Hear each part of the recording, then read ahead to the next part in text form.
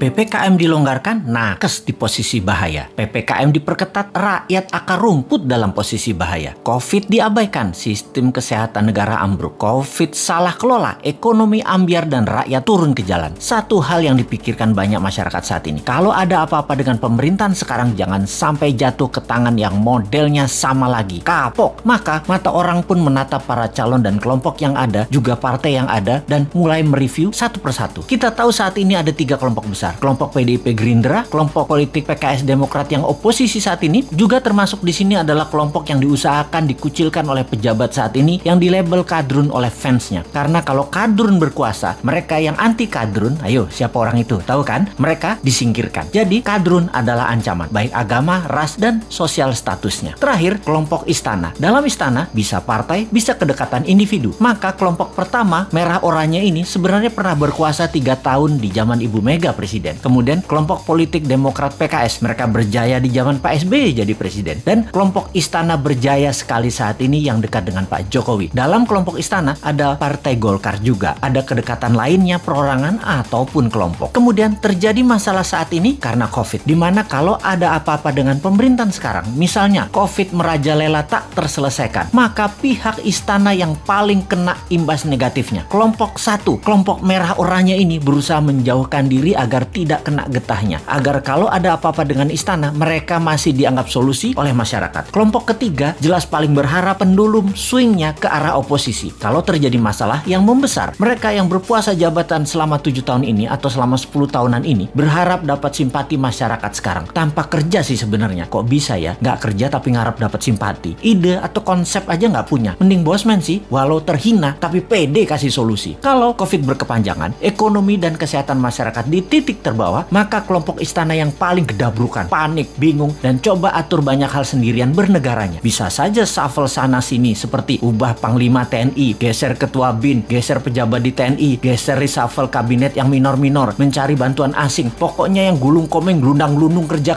ya kelompok istana ini. Yang oposisi memanfaatkan ini semua dengan memberitakan hal-hal yang buruk di sekitar istana dan pejabat terasnya. Oposisi ini, 2 partai utama Demokrat dan PKS ditambah pasukan yang dicap kadrun, yang dicap jual agama. Itulah mereka para oposisi. Di posisi 1, mereka siap-siap ambil peluang juga agar kepercayaan masyarakat tumbuh ke arah mereka. Juga tidak dipersalahkan atas kesalahan kelolaan Covid dan jatuhnya ekonomi karena istana yang paling bertanggung jawab. Kalau istana berhasil melewati masa pelik ini selama 3 tahun ke depan, posisi 1 dan posisi istana berusaha memainkan dongeng kesuksesan ini untuk bekal 2024. Kompak lagi mereka. Singkatnya, saat ini yang namanya politikus sisa, banyak yang masih diam-diam baik untuk ambil posisi. Mau miring ke istana atau mau ikut oposisi dengungkan terus kejelekan istana, nggak banyak actionnya mereka ini. Mereka ini seperti Nasdem, P3, PAN, PKB, Hanura. Partai-partai miring ke istana ini juga terasa sekali mereka lagi ambil jarak dengan istana sekarang. Deket enggak, jauh enggak, bantu enggak, ngerecokin dikit palingan. Inilah peta saat ini kalau kita persingkat. Nah, kita sekarang ke depan bagaimana? Kita sekali lagi ingatkan, 3 posisi tadi yaitu kelompok pertama merah oranye, kelompok istana, dan kelompok oposisi. Ini petanya kita tarik ke belakang. Kita lihat 20 tahun terakhir ini. 3 tahun Ibu Mega, 10 tahun Pak SBY, 7 tahun istana saat ini. Total 20 tahun. Kemudian kita list daftar calon pemimpin 2024. Para calon yang ada saat ini adalah datang dari ketiga genre politik yang ada. Sebutkanlah satu persatu. Pasti mengacu ke salah satu kelompok. Misalnya Pak Prabowo masuk kemana? Sudah tahu kan? Pak Erik misalnya masuk kemana? Pak Ganjar, Pak Anies, Pak Ridwan Kamil masuk kemana? Jelas ya? Ini pertanyaan new mind sekarang. Apakah dalam 20 tahun terakhir negara Indonesia jadi negara superpower? Apakah Indonesia jadi negara yang ditakuti dan disegani di sekitar kawasan? Apakah Indonesia jadi negara tidak impor lagi dan menjadi negara produsen kelas dunia? Apakah pendidikan Indonesia terbaik di dunia saat ini? Apakah sumber daya alam Indonesia masih utuh atau sudah mulai habis tanpa membuat Indonesia jadi kaya? Bener nggak? Pertanyaannya sekali lagi, yakin masih mau sama mereka yang model kelolaan negaranya pasti sama seperti dalam 20 tahun terakhir ini? Yakin masih memilih orang yang di etalase itu semua? Berani nggak ambil yang baru, yang beda, yang timnya kuat di dalam dan di luar negeri, yang bukan genre bernegara ala 3 kelompok yang berkuasa, yang akan menyatukan semuanya di bawah kekuatan yang baru?